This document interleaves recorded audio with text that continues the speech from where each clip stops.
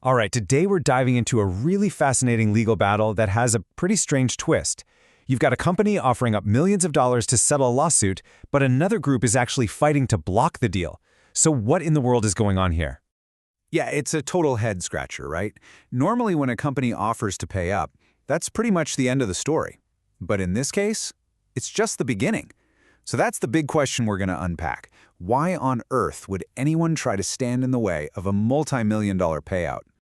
Okay, so first things first, let's get to know the key players in this high-stakes fight and break down the deal that's got everyone so worked up. So what you have here is this really complex web of lawsuits. It's kind of clever, actually. You've got two very similar cases over real estate commissions, the Batton case and the Tuccori case. Now, the company at the center of this, Anywhere Real Estate, comes up with a plan. They decide to settle the Tuccori case. But, and here's the key part, they try to do it in a way that also wraps up the Batton case, which is a much bigger headache for them. And here is the magic number, the amount at the very heart of all this. $9.6 million. That's a lot of money, right? That's what Anywhere is willing to pay to make all its legal problems in both of these cases just go away.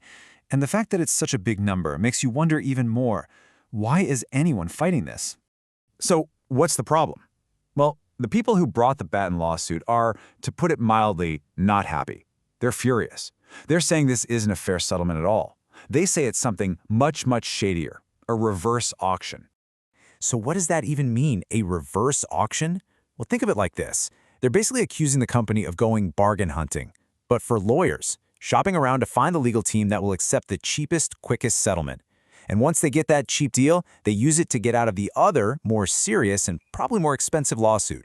It's a pretty serious accusation. They're basically saying the company's trying to game the system.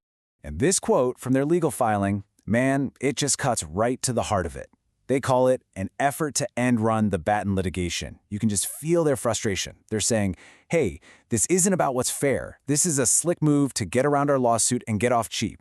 They feel like they're being totally sidelined. So what did they do? They didn't just sit back and complain. Oh no, they took it to the next level. They marched right into court and filed for an injunction. Now, that's a serious legal move. It's basically asking a judge to hit the pause button and stop this whole settlement dead in its tracks. It's their way of drawing a line in the sand. Okay, so that's one side of the argument. But what about the other? Well, Anywhere Real Estate is pushing back hard, and their whole defense can really be boiled down to a simple idea. Hey, just trust the process. So here's where we stand. You've got the Batton plaintiffs over here shouting reverse auction and saying this is completely unfair. And then you've got Anywhere on the other side saying, whoa, hold on, this is a totally standard settlement and it still has to go through the proper channels and get approved by a judge.